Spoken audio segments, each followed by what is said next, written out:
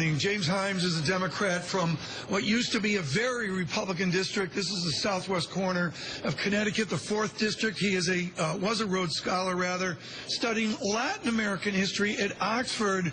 Immigration is a third rail for many Americans. It's on a decidedly different rail for Jim Himes. He was born in Peru. Congressman, good morning. Good morning. Is immigration dead? That certainly seems to be the tone coming out of Republicans in the House. You're a Democrat, but can you say it's over? Well, I'm not going to say it's over, but I will tell you that there is a ton of pessimism in these halls that anything can get done. I mean, as you said earlier, you know, when the Republicans bring a farm bill, which, look, let's face it, a farm bill is a lot about the Republican people in red states and whatnot, and they can't get it passed on the floor that they control. I'll tell you, it really does not make you optimistic for what is the hardest thing for them, and I say them because it's really the House Republicans. You know, the Senate had a very strong bipartisan bill to get over, which is this concept of a legalization process for the 11 million undocumented people in this country. What will Speaker Boehner have to do to get through this process? His process has been to find some Democrats to support a reluctant Republican moderate effort. Is that process going to be the same for immigration? Well, I think Speaker Boehner faces he's got two choices right now. One, he can wind up with something that looks a little bit like the Senate bill, which, again, most Americans support. 68 votes in the Senate. You don't get that very often. And that's going to incur the wrath of his right wing, his Tea Party wing here. Or he can, and I think this is the more likely scenario, fail to do anything meaningful, which is interesting, right? Because you hear the Republicans today saying, well, we're going to do lots of border fences. We're going to do H-1B visas so that we can keep software engineers here. But the political problem for the Republicans, of course, is the fact that 70% of Latinos voted for Barack Obama. Well, guess what? 70% of Latinos are not really interested in 700 miles more of border fence or in engineering visas. They are really focused on some kind of, rigorous earned path to citizenship. It's well said, Congressman. What is the risk here? Do they risk not only alienating that community and those voters, but being perceived as a roadblock for any bipartisan legislation? Look, that's already the brand on that side, and if immigration reform goes down, it's going to be another one of these things like, remember when the universal background checks failed in the Senate? 90% of Americans supported this thing, and somehow it can't get done. Right.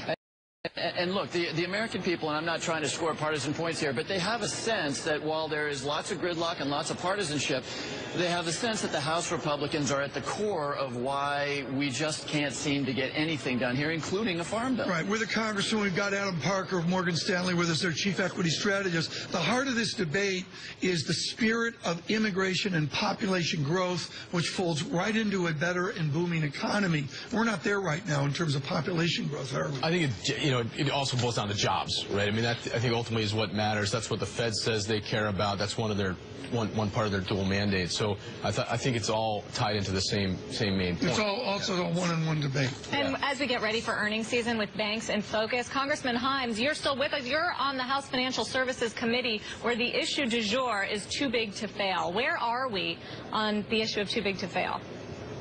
Well, we're having a very academic argument on too big to fail, right? With some people saying, we haven't fixed it, and some people saying that we have. Well, guess what? We don't know until we experience a moment of stress in our banking industry in which we actually get to look at how some of these very large institutions respond to an unexpected downturn. So I'll tell you, it's a very academic argument here. Frankly, the issue du jour today, and I do mean today, is the fact that rumors are that the chairman of the committee is about to drop a fairly revolutionary and comprehensive Fannie Mae, Freddie Mac reform bill. So I think that's what we're going to be focused on here for the next couple of days. Adam Parker, are we closer or farther away from a moment of stress in our financial system?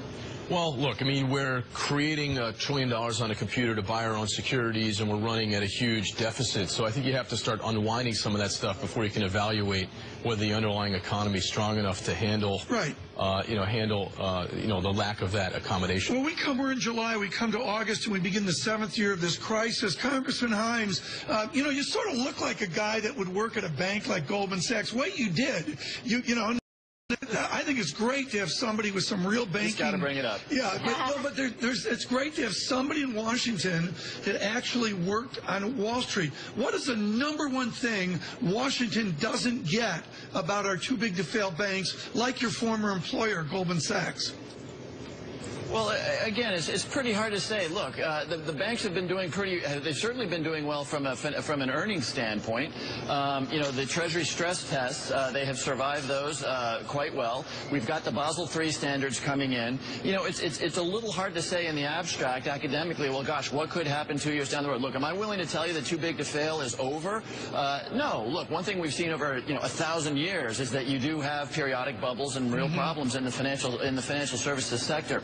But it's too early to say, yes, it succeeded and no, it failed. Well, we are starting to see more rules like higher leverage ratios. That was the news of this week from the regulators. Congressman, is breaking up the banks a viable solution at this point?